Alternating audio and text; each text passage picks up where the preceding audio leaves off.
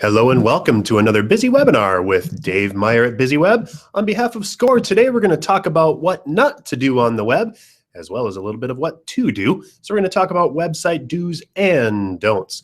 If you've been on a Busy Webinar before, or if you've been on a Busy Webinar sponsored by SCORE before, this will all be common knowledge to you, but we're going to run through just a few housekeeping details right at the beginning. Get through the agenda first, and we're going to talk a little bit about BizzyWeb, who we are and what we do, and why we're authorized to talk about this kind of stuff. And then we're going to talk about what not to do on the web, including making sure that your website is mobile responsive, design issues, usability, SEO. We're going to take a little bit of time just to get back to basics and talk to you about usability and search engine optimization, and then go through a few of your should-dos. We're also going to sprinkle in a few examples of terrible websites, as well as a few wonderful ones so that you get an idea of what to expect if you want to be serious in the business world and with your web design. I'm going to skip over to take care of a couple of housekeeping details right now, and wanted to share with you and remind you that if you would like to ask questions during this event, here's how to do so. From the event link that you received from our wonderful marketing team, when you signed up to this, you should have received an email about 15 minutes ago that linked you to this page. If you did not get that link to this page, and if you're watching it via YouTube or some other place, you can simply go to the BizzyWeb homepage, and then under events, you can click on the SCORE chapter webinar for today. So if you go to that SCORE chapter webinar page, that is this one right now. And then under number 1, if you would like to ask questions during the event, you're going to click on this Google Plus page link. If you click on that link, what it's going to do is open a new window, and then you'll see right here that we have an event that's live with Q&A. And so what you need to do in order to join that event and get that Q&A going for yourself is first have a Google Plus account, and that's just a Gmail account or something else. And if you haven't done that, if you try and click on this, it's going to prompt you for those things. Just answer yes, skip through all the basics in Chrome web browser, and this is going to, we'll wait for you to get on, but go ahead and scroll have regarding online marketing at all, but certainly also your website. If you're feeling extra cheeky today, you can enter in your own website, and we will give you an idea of what you might be able to do to improve your website. And so let us know if that works. Jen said that the sound did just cut out. I hope that's not the case, because I see that my sound is showing up just fine. As a note, if you do happen to hear any sound issues, or if things start stuttering or pausing, the best thing to do is to simply roll backwards in the event page. So on this scroll bar, you can scroll backwards in time, and note that right about the middle of the sign here, right about the middle of this is where you're at, where we're at live, and you can scroll backwards in the timeline to rewind the event basically. And so if you go backwards in time for that event, that'll usually fix the stuttering issue. We do have our operator standing by. As you can see, Jen just messaged me and said that we were having a brief issue with sound. We'll know if something's happening, but if not, it's probably your system, because streaming video sometimes takes a lot of bandwidth. And so give us a moment. And certainly, if you are having issues and it's just getting unbearable, come back to the webinar in a little bit, and the YouTube replay will be available right here. And we never have problems with that. That always just streams and scrolls. As long as you're able to get access to the internet, this YouTube video will usually help you just fine. So let's get down to business and talk a little bit more about BizzyWeb and who we are. BizzyWeb was founded in '99. We're based just out of Minneapolis, Minnesota, in Champlin, about 15 minutes out of downtown. And our team of 14 folks serves clients all over the world. Here's some pictures of the Hive, where we love to have people over. And if you're around the Northwest Metro area, we'd love to have you stop by. We're just off Highway 169, and you can't miss us if you're in the Northwest Metro area on 169. Just look for the big yellow BizzyWeb sign, and we'd love to have you stop by, where we can answer any questions for you at pretty much any time. We are an online marketing agency focusing on web design, which is what we're going to be talking about today, and then also all facets of online marketing, including search engine optimization, email marketing, constant contact marketing, content, pay-per-click advertising, hosting, blogging, and much more. So if you need help with any of those things or would like advice on how to accomplish those things, be sure to stay tuned until the end. I do have a special link for all webinar attendees today that will give you a free analysis that'll take about 45 seconds of your time to get done. And we hope that you'll find that very helpful. We also do social media setups and connections. So if you want your social media to look just as professional as your website, then please do give us a call. And remember that your website is absolutely the foundation of everything that you do. So if you spend a lot of time or a lot of effort on Facebook or Twitter or LinkedIn, make sure that you're spending at least that much effort to make sure that your website looks as good as those other networks, because that is the goal and the point. If you have fantastic marketing driving to a terrible website, that's just going to accelerate the process of people being a little bit concerned on if they should work with you. And so your bounce rate, or the likelihood that people will visit your website, grunt, and move on, is very high. So make sure that you take a look at that and don't shoot yourself in the foot. Make sure that you have a great underpinning. And it doesn't cost a lot to get a great website up and running, but it does take a little bit of time and effort. So let's get down into business and talk about what not to do on the web. If you're familiar with websites and if you've browsed around quite a bit, you'll know that it's very easy to create a great website, but it's even easier to create a pretty terrible one. And so as business owners, we're not always expert designers, which is why we've designed and talked about this event today. So first and foremost, you need to know that your website now needs to be mobile responsive. So even if your website looks great to your eyes, and if you get good comments from your clients, if you haven't updated your website, or if your website is more than 2 years old, there's a high likelihood that it's not what's called mobile responsive. What mobile responsive websites do is they automatically reconfigure themselves based on the width of the screen they're being viewed on. What's called the mobile viewport is automatically recognized, and the website reconfigures itself so that it looks great and interacts as expected, whether you're on a mobile device or on the web or on a tablet or on any other device.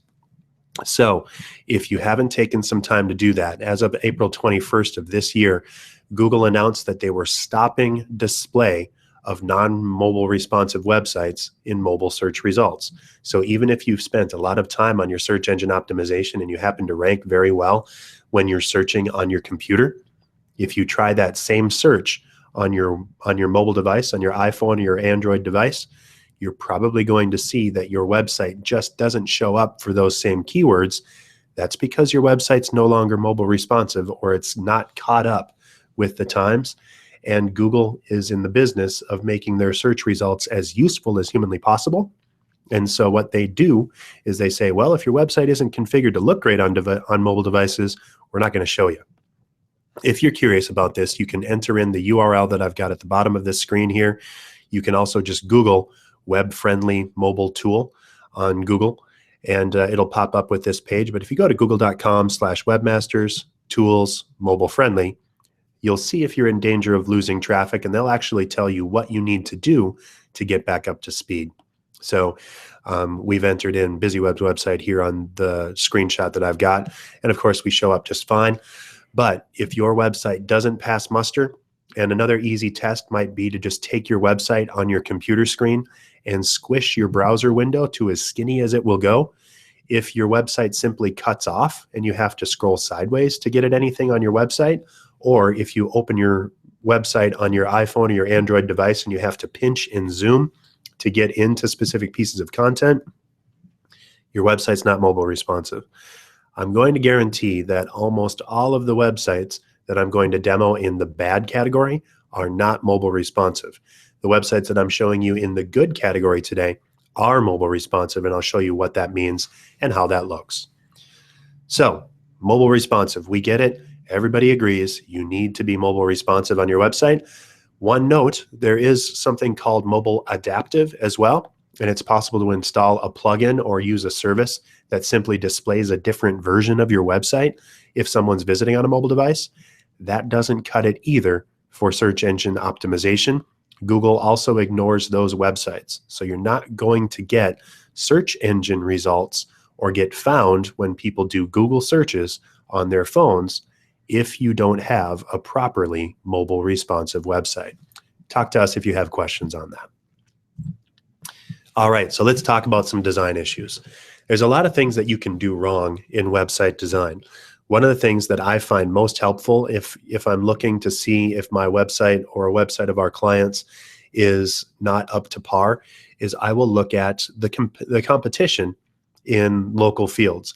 If my website looks completely different than all of my competitors and looks more amateur or doesn't accomplish specific goals, specifically, I like searching outside of the normal local market. So if I am talking to a Minneapolis company, I will often search for Chicago companies that match their realm or match what they do. And then we look at that and we see, are these guys better or worse at what we do? If you have too many colors on your website, or if your colors clash, there's something called a color wheel. And if your website colors aren't complementary, or if they just look weird or they're hard to read, that's a good indication that you've got some design issues. You can also look for ugly fonts. There's something called Comic Sans that a lot of older websites seem to have glommed onto. And basically, if it looks like your child grabbed a marker and scribbled all over your screen, you probably need to look at what those options are for your website.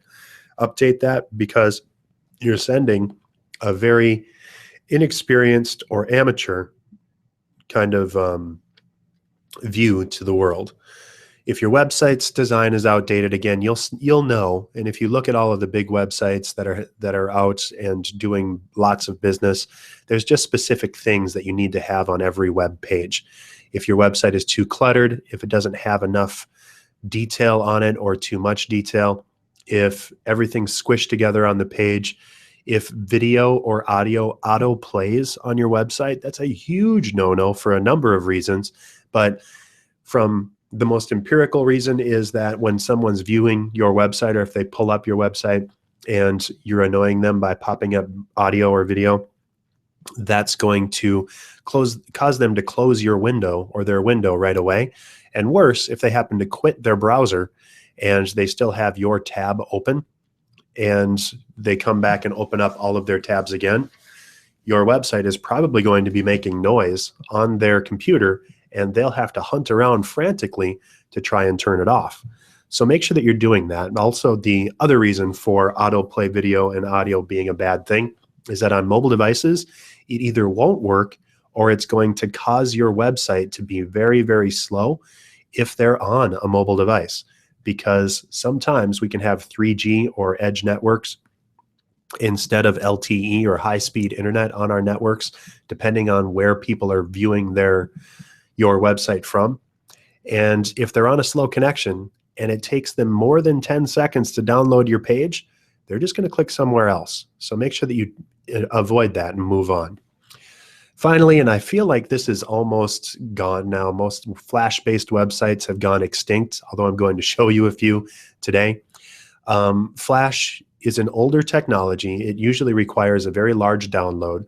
There's no search engine optimization value to search or to Flash-based web pages because Google just doesn't know what to do with them. And most recently, as of about a week ago, a massive Flash security hole was discovered that just wasn't able to get fixed unless you deleted Flash entirely from your web system. That's now been patched, but there's things that are happening in the Flash world constantly like that are either opening up your clients to security issues or your own website to problems. Best case, you're slowing down the video and people just can't see your content on a mobile device because Androids and iPhones and Windows devices don't support Flash. Or worst case, you're infecting folks and causing harm. And you just don't want to do that. Flash is a bad, bad thing. For content, you want to make sure that you're keeping your content up to date. So if you have very old content, too much content on your website, not enough content, or no calls to action, Or if you simply have a brochure site, and if you have a brochure that you hand out in your business and your website mirrors that identically, people aren't looking for the same content that they can get out of a brochure on your website. A lot of times we tend to discuss this or not think about it hard enough to say, you know, when people are viewing my website, they're expecting information and they're expecting easy to browse, bulleted content that's easy to scan, easy to read, easy to take some sort of action on. And you owe it to your user to streamline that process as much as possible. So every good website then, and we'll cover this in a little bit, should have an easy to access call to action, should have something simply available that's available on there that's going to give you details that are working. And then it should be just easy to get on to the next step and to get on with your day. The website that I have included on this page does have a couple of call to actions on it with Book Online Today and the resort map. But if you look down at the bottom, it's got a very huge image that requires people to scroll if they want to see it. And then the text is dummy text on that web page. Lorem ipsum dolor als emet is actually a dummy set of copy that graphic designers use to represent what normal English language breaks look like, but without actually including any content. So if you Google lorem ipsum, and if you look for websites that include lorem ipsum on there, there are millions of websites that haven't taken the time to actually make sure they have real content on their pages. And of course, that's a very bad thing, because if you're going to spend the time to have a website, you may as well have content on your website that supports people trying to search for your content. So if you don't have that, and if you're not formatted correctly for search engines and to have good content, things just aren't going to show up. So again, tight content, easy to browse with custom content for your website is necessary if you want to have a great site. Usability is also a big deal for websites. And you know, if you're not planning for mobile, this is an example of a website that has Flash on it. If it's browsed from a website or from a mobile device, it just shows up with this weird plugin, missing plugin thing. If it has Flash or files that are too big, if you have an image on your website that you shot on your phone, my phone shoots 12 megapixel photos. An average 12 megapixel photo, if it's in high quality, can be upwards of 15 to 20 megabytes. And on your phone download, especially if it's in a slower network, like a 3G network, if you're out in the middle of the sticks somewhere, that could take almost an hour to download or more if it doesn't just time out. So don't have big files on your website. And we'll talk in a little bit about how to shrink down some of those files. As well, if you have hidden links or tone-on-tone, color-on-color links at the bottom of your website, because at one point 10 years ago, your webmaster was Googling around and saw, oh, well, if I want to rank better, I should have all of the keywords on my website on every single page. And I'm just going to hide that so that it doesn't bother the users. That's a massive no-no for search engine optimization, because that's trying to game the system. It adds content and complexity and makes things very hard for people that are trying to browse. I'm going to skip over and just see if we have any more questions. Doesn't look like we have questions right now on the page. If you do have questions that you'd like us to answer for you, please, by all means, go ahead and get a hold of us. We'd love to have you with us at this. And I think I have the page open right here. So if you have a question, again, if you go to the Google Plus link underneath the number 1 on our page from our event, if you click on that link, it's going to open up this window. And when you click play, if you're logged into Google Plus, you'll be able to ask questions. If you're feeling brave, submit your website, and I'll give you a couple of common critiques or a couple of easy critiques. I promise to be kind and gentle if you submit your website, but would love to have you submit something or just submit questions that you have about anything in online marketing, and we'd love to help. All right, so we talked about usability. I've mentioned it a few times, but search engine optimization, or SEO, is also a very big deal. And so make sure that you have this content on your page and that you're thinking about how people will search for your website and for your service when they're on Google. If your website doesn't have title or description tags, and if your images don't have alt tags, you're missing out on a massive opportunity to get found better and more quickly on your website when people are searching on Google. As I mentioned, you also have to have some mobile responsiveness on your website, but an alt tag and a title tag, if I have an about page on my website, and if the title of that page, once you're on the website, is simply about, the title tag lets you give a little bit more semantic information that might support the keywords for your business. So instead of about BizzyWeb, we can say about BizzyWeb, Minneapolis web design and search engine optimization, or Minneapolis web design and online marketing. The description tag is part 2 of that little sales pitch that you get to give from your search engine results page, or the page that you get when someone Googles for you.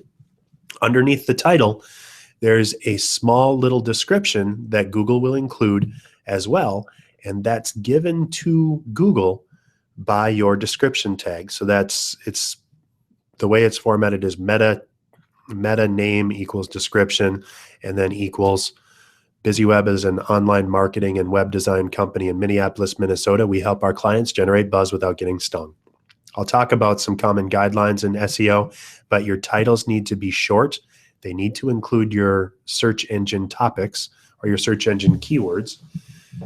Your description tags need to do the same thing, but they should not be the same between the title and the description, because both will be displayed in your search engine results.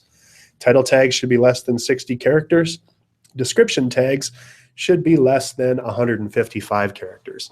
It won't hurt you if you have longer, but Google will simply cut it off if you go longer than those simple results. So if I have an 85 character title, Google will simply cut it off about 2/3 of the way through and just go ... in the middle of my word.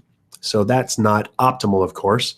And the alt tags on the images, if you're hovering over an image on your web page, so if I'm hovering over the image on this particular screen, it should give me something related to the keywords and the content of that image, because then Google understands what that image is, and you'll rank better for the keywords that are associated with that image.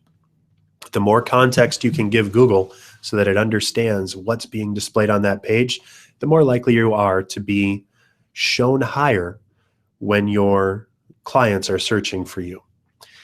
If you use the wrong types of headings, if you don't use H1s, H2s, H3s, that's another way that Google gauges the relative importance of the content on a web page. If you have too many keywords on a page, or if you stuff your keywords on a page. So for example, if I said BizzyWeb is a web design company that loves web design because web design is very important in the web design world, that's keyword stuffing for the keyword web design. Instead, I should simply offer relevant content with easy links. Once in a while, no more than 5.5% of your content should be a specific keyword, and those keywords should support what people are looking for. And then I covered this very briefly on an earlier slide, but black hat techniques for search engine optimization, including invisible text on a website. So if you have a white background and you set your text color as white and those keywords are at the bottom of every page, or if you have keywords stuffed in the bottom of every page. So for example, if you are a plumber and you have plumbing services in Inver Grove Heights, Minneapolis, St. Paul, and all of the other regions or cities around the Twin Cities metro area, if you have that on the bottom of every single page, that's spamming the search engine, and you'll get negatively impacted or blocked for doing the wrong things in search engines. Some common mistakes of search engines include not making your site crawlable. If you simply have, especially if you have a WordPress powered website, in the development of that website, a lot of web designers will simply check a box that says, hey, Google, don't index my website yet, because it's simply a test website. I'm not ready for it to go to prime time. And so they say, don't crawl or no index on my website. Well, of course, if you want to get found, you have to tell Google that it's okay to crawl your website so that it knows what's on it. So you need to make sure that you have that. And if you haven't checked that, especially if you have a WordPress powered website lately, it's inside of the settings, the search engine optimization settings, or sometimes the writing settings on your website. Make sure that your website is indexable or crawlable on the web. If you don't have the right words on your pages, or if you don't have compelling content, especially if you have content that you've appropriated from other places, perhaps if you subscribe to a newsletter and you simply repurpose the content and republish that on your website, or even worse, if you have a website service that provides content to you, if they're guaranteeing search engine results from a subscription-based content service where they're delivering it to 50 or 500 other people, they're lying to you, because you cannot get search engine rankings off of duplicate content. Google pays 100% of its attention to the canonical version, or the very first version that shows up of any given piece of content on the web. And if your website copies or duplicates content that's available other places, you're not going to get any credit for it. And then finally, if you're not using webmaster tools from Google and Google Analytics from Google on your website, please make sure to take that step, because Google will tell you what problems you have on your website, whether you have broken links on your website, if you're getting improper clickbacks, if you have problems with your search engine optimization, or if you're in danger of being listed as a scammer or having bad code on your website that might be some sort of nasty content, or some sort of virus or other dangerous code on your website. You're not going to get shown up, and you might even be banned. Google Webmaster Tools will tell you if that's happening, and it'll give you the steps to take to get you off of that issue. So it'll also tell you in Webmaster Tools if your website is mobile responsive, as well as a number of other things. An easy step is going to be to go to the link that I'm going to share with you at the end of this event, and that's BizzyWeb.com/buzz to fill out a buzz report, and we'll tell you what's good with your website as far as search engines are concerned and where you can improve. We're going to give you a 10-page report that has a checklist at the end that will give you what you need to do to rank as well as possible given your time and resources right now. All right, so some random awful stuff that people use and do. I'm actually going to demo this page in a little bit. If you have flashing buttons on your website, or animated GIFs that blink all over the place, if you have ambitious sliders that have way too much action, basically, if you're trying to use your website as a TV ad and assault people's senses to get them to do something, there's a high likelihood that it's either not going to work on a mobile device, or that you're going to turn off your visitors and they're going to simply click away. If you have all kinds of silly stuff on your website, and people are, and your website is competing against itself for the eyeball and the attention of your reader, if they don't know where to look or what to do, they're going to go somewhere else. It's better to have one clear call to action on your website than to have 70. And the less options you give to your visitors, and the more clear you are in what you want to accomplish when people visit your website, the more likely they are to actually take that step. Nonsense text, if you have a bunch of silly stuff on your website that doesn't make any sense, of course, get rid of that. Make sure that it serves your purpose. And then we already talked about lorem ipsum, but goodness, if you've put together your website, you're trying to rely on that to get found on the web, having dummy text that doesn't mean anything is going to hurt you very big, and it's going to not work out well for you. And it's interesting to just Google lorem ipsum and then take the first sentence of lorem ipsum, put it in quotes in your Google web browser, and then type that in, and it'll actually show how many websites have that content on it. And it ranks in the millions of websites that still have lorem ipsum on them that are live and trying to capture people's business. Unless you're a lorem ipsum resource on the web, that's not good business. So we know what we shouldn't do. I'm going to check over to make sure we don't have any other questions. We have a couple of questions here, so thank you very much from Alfred. just came across this and we'll be watching in the future. So thanks, Alfred, for connecting on here. And then I will look up Red Barn Blankets at the end here. And I hear that you currently use Etsy and a domain name that redirects there, but you've been considering having a separate landing page that users can click on to get to the store. So Alfred would like to know the pluses and minuses of having a separate landing page on your website.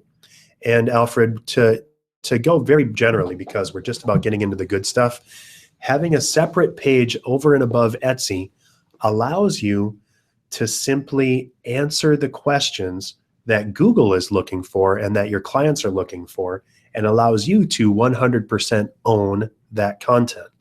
So it's better to have a website that links to your Etsy webpage than it is to just rely on Etsy, because Etsy might change its terms of service, or they might decrease your ranking for some weird reason, or if you're not spending money with them or making enough money, they may devalue your page. Likewise, if Etsy simply goes away, your content is just gone. So having a page that you own, that you maintain, and that you control the search engine optimization for is the absolute best way to make sure that you're getting the results that you want and to hedge your bets for the future. If you want a safe page and you want to keep using your website beyond the first couple of days of having it on Etsy, having a separate landing page at least, but certainly ideally an entirely separate website that boosts and drives connections to your Etsy page, you're going to get a lot better results in the long run if you do it that way. Another side benefit, if you have a landing page, or if you have some other completely separate location, you can boost your results with leveraged bets on advertising. So you can run Google Ads to drive people to your content for specific things. And from there, you can do simple A/B testing or test out different types of content or websites. If you've heard of the 4-Hour Workweek with Tim Ferriss, he's relatively famous for creating that book, but also famous for using Google AdWords to A/B test to decide what the title of his book was going to be. He ran a number of different tests of titles that he was thinking of for his website or for his page or his book.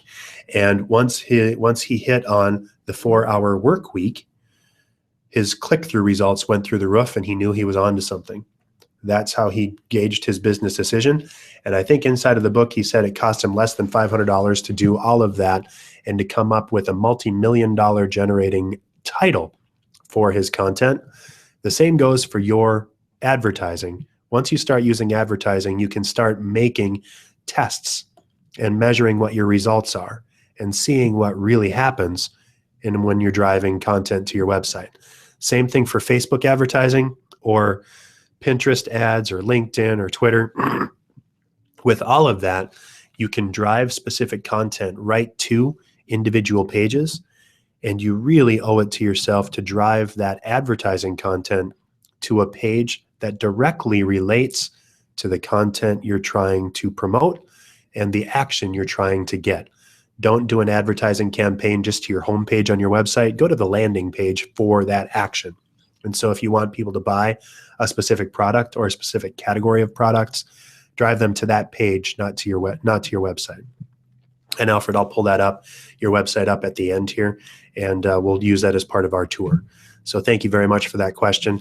I also see what are the pluses and minuses of building e-commerce on a platform like BigCommerce, Volusion, etc., as a proprietary custom site. And BigCommerce and Volusion and Shopify, other tools like that, are great for building things out very quickly and easily, but less optimal, in particular in Volusion land, for up-and-comers who don't have a lot of time or effort to dedicate to SEO or search engine optimization. The SEO tools for all of those are relatively weak, especially in comparison to a WordPress-powered website, for example, that's running something like WooCommerce. So my best bets for search engine optimization for small businesses that don't have a full-time SEO staff is a WordPress-powered website with WooCommerce as the engine driving that e-commerce. I have clients that have upwards of 5,000 products on their website that are using WooCommerce and getting fantastic results. I've done Volusion and BigCommerce websites before. It's just a lot more work to get ranked correctly and to get the content that you're looking for. So Alfred, thank you very much for those questions. I'm going to switch back over and let's talk about some good stuff on the website and what you should do on your website. First and foremost, make sure that you optimized for search engines, of course, but be sure to keep it human. Don't forget that while you're trying to rank for keywords, you can't just stuff as many keywords as possible into a web page and expect to get results, because Google's algorithms are built to serve real people. And if you try to write for Google, you will fail. Make sure that if you are looking for a shortcut in web design or search engine optimization in particular, the only shortcut I can tell you is come up with your frequently asked questions and answer those questions, one per page on your website, and make sure that you're using the right semantic code, the right meta titles, meta descriptions, heading tags, and links on that page to be as useful as possible to your visitors. Don't write for search engines, write for your visitors. Make sure that you format for search engines on the backside in particular, but making sure that your website is as useful as possible to the people you're trying to reach is the best way and the easiest way to ensure that your website is going to be effective. Keep your goals in mind and your clients in mind. I like to create what we call marketing avatars, or overall outlines of what our ideal customers are for a specific client. And we go all the way down to their hobbies, what they like to do, their age range, if they have kids or not. And that helps us to write content for our ideal people. Once you write content for your ideal people, and once you're writing for the end result you're trying to accomplish, my old adage is that if people that sell drill bits aren't really selling drill bits, they're selling holes. And so what's the hole that you fill for your client? Focus less on the experience that you have and less on yourself, and more on the solution that you provide to the problem that you know they have. So a great website will illustrate a problem, demonstrate that they have the solution, and give a quick and simple call to action to tell people what to do next. Make sure that your website is as short or download short as possible so that it's as light as possible. There are tools like Smush It, and WordPress in particular has a bunch of great tools and plugins that you can add to shrink down the image sizes of your website. Once you do that, to make your website download times as short as possible, and once your website is fully mobile responsive, you're going to have a lot better results and a lot better click-through rate to keep your downloads and to keep your content running. Make sure that you connect up with social media. As a matter of fact, with WordPress-powered websites that BizzyWeb creates, we build our websites to automatically publish across all of the major social networks. When you update your website with BizzyWeb, your website updates Facebook, LinkedIn, Twitter, Google+, Pinterest, and populates your email marketing. And make sure that you keep your design relevant and fresh. Every couple of years, you should be redesigning or refreshing your website. Finally, make sure that you're using the right tools. So your website, if you're a small business and if you're looking for the maximum results for search engines and usability, I would highly recommend WordPress as your website design tool of choice. There's all kinds of other free and cheap tools out there, but you absolutely get what you pay for. Wix, Weebly, Squarespace, they all create pretty websites, but they take a fair amount of time for you to create, and they don't deliver the same results in search engines that a WordPress website does. WordPress websites take a little bit more upfront time or a little bit more expertise. But if you work with a company like BizzyWeb or another reputable firm, they'll build it for you so that you can maintain it and so that it's optimal with all of the RSS feeds and the content that it drives to search engines. Make sure that you know your networks and what they do. Facebook is great for general posts and deals if you're doing B2B in particular, but also B2C. Having a page is an urgent necessity. LinkedIn is fantastic for B2B and for thought leadership. And Google Plus is mostly relevant for search engine optimization. Having links from Google Plus, from your Google Plus page to your website, provides what Google calls sparks. And those sparks are huge quality indicators to Google that you have great content, and they'll rank you higher. And then finally, Twitter offers short updates and headlines and tips. Again, we build our websites so that our websites populate Facebook, LinkedIn, Google+, Twitter, Pinterest, and more. So if you're looking for an easy way to get it all done, you should talk to us or to some other reputable firm. Having a blog lets you showcase your work, keep your clients up to date, and it allows fans to subscribe to your content.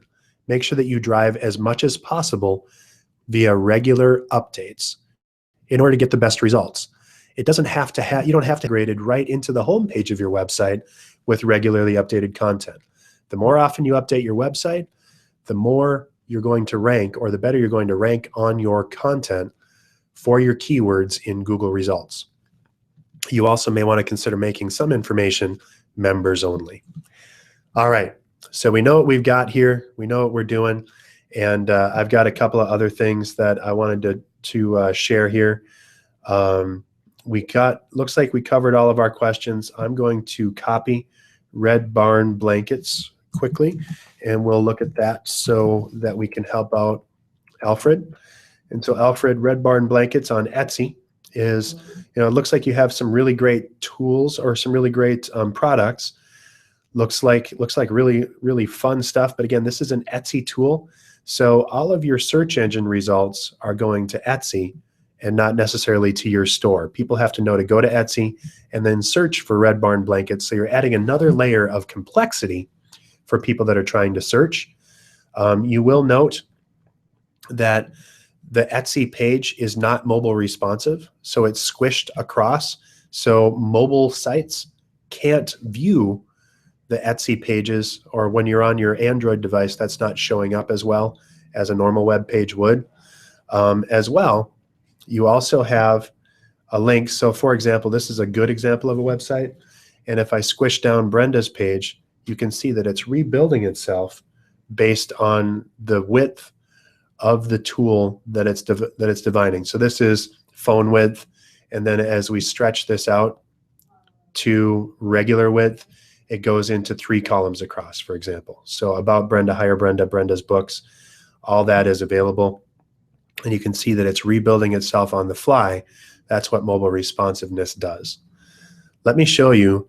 And so Red Barn Blankets, again, it's as good as it's going to get on Etsy, but I would absolutely encourage you to have your own landing page at least, and ideally an entirely new website that not only uses Etsy, but probably Pinterest, and then some other tools to drive content and traffic to your site. Let's look at some bad websites. MSY, I showed you this one before in my screens. It's not mobile responsive, and it almost makes your eyes bleed. You have no idea what to do with this website. It's heavy, and it actually shows a lot of content that you just don't need. So top 10 website Hitwise, January 2009 and 2010. The reason that it's on there is if you Google bad websites, this is near the top of all of those lists. So again, might not be getting the results that they're looking for. And I've got a headache from looking at it for this long, so I'm going to shut it. Headhunter Hairstyling. Look at this, is a perfect example of that Comic Sans font. You can barely read the content on Monday through Friday because it's tone on tone and just kind of messy. It's got Save Our Beaches. We don't know what that means or why. It's just kind of a bad thing. They have little fly up planes on the top, which I guess is cutesy, but it's pretty difficult, if not impossible, within the first 10 seconds to figure out what you want people to do on this website. With all websites, if you don't understand or can't at a very brief glance inside of the first 10, you're failing as a web designer, and you need to revisit your content and what you're asking people to do. You need to be very clear and very concise in what you deliver if you want to get a real result. Riverside Art Center, again, these are all examples of not great pages. The black text to the red, all these different fonts. There's way too much content on this page. And again, you have to go all the way over to the side and read this itty bitty little text as compared to Isaac Smith. It's just not a great option and doesn't look as good as a real web design would put together. Mr. Bottles, again, this is kind of a flashy based thing. It has these cute little things where it tips over the glasses when you're on there. It's flash based stuff. It's not great. It slows down your website. There's content over the top here where it's not even readable. It's just a weird kind of site. Bath Magic, ugly tub, ugly website. Yes, we get it. We have the wholesale meats page. Again, this is another flash page. Floating turkeys running all over the place. Holy cow, what is all this? There's a big buy now on here. I guess that's okay. I'm curious. I'm going to make this skinny. Oh, this is mobile responsive, so they've updated it, but they still love their floaty meats. So, I guess more power to them. If I turn on this one, this is an example of content or sound on the website.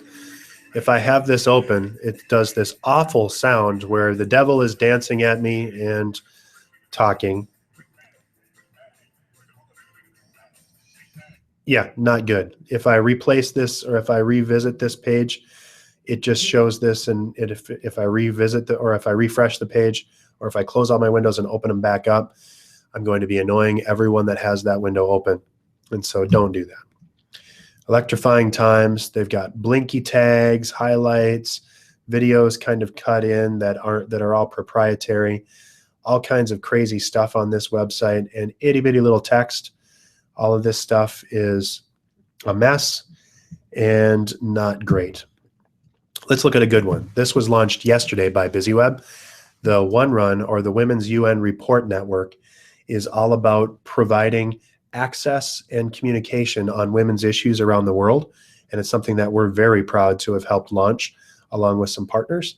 And thank you again to everyone involved with this website. It's very clear. It's very concise. It has featured content right at the top. And then my biggest call to action is donate. This is a nonprofit organization that helps people around the world. And so that's where we want to drive folks toward. And congratulations again to Lois, for receiving a UN award for the Spirit of United Nations award. So, and she's receiving that this week. So One Run, beautiful website, very mobile responsive, gets right into the details. There's multi-languages on this website. There's 25,000 pages on this site. It's massive, but it's easy to connect with. It's a great example of a great site. Another site launched just yesterday, the Facial Pain Center. New patients, getting started is simple. We accept. Tired of no results? We have options. We go way beyond CPAP and standard therapies. They've got buttons on here. Start sleeping better. Discover our solutions. Get started. Uncover the facts. And again, mobile responsive. It has just the details and just the content that you're looking for. This is what it looks like when you view this on a mobile device. And it's the same on the web, where all of the details are front and center. Looks beautiful, looks easy. This is another great website that we've worked quite a bit on. From the homepage of Living and Laughing, there's all kinds of great details and content on here. And so it's exciting. It's here. 20 years of a life well lived. There's easy calls to action about Brenda, hire Brenda, Brenda's books, has all of that content. Book an event today. And of course, very mobile responsive. So if you're looking for great content and great help, these are great examples of what you should be looking for. So let's finalize. I don't see any more questions on the site, so I'm just going to go through and we'll do a little bit of wrap up. Again, remember, if you're looking for web design help, your website needs to be readable and actionable within the first 10 seconds. It also needs to dovetail seamlessly with social media to get the best bang for your buck. Small businesses don't have a lot of time to publish across the web. What having that properly formatted content on all of your networks does is it provides 5 quality links to your website for every piece of content that you publish on your website. It gets more content in, you rank better, and you reach out and broadcast that net to as many people as possible.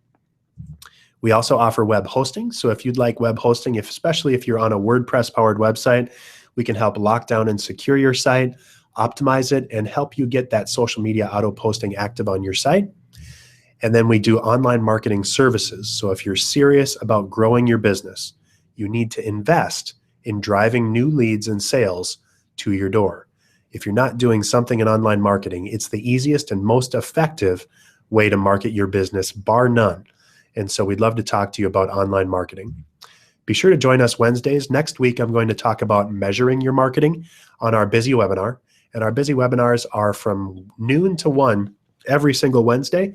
You can actually go through the archives as well as the archive for this event and look at what we're doing.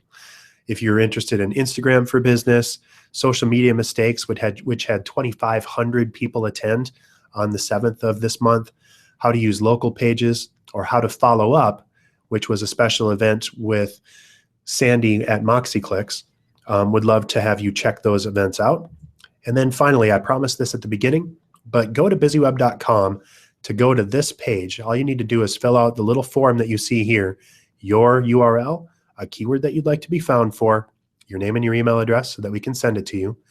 And then if you're feeling cheeky, you can also enter in a competitor's URL, and you're going to get back a 10-page report that tells you what you're doing well and what you could improve on in your search engine optimization for your website and your marketing optimization.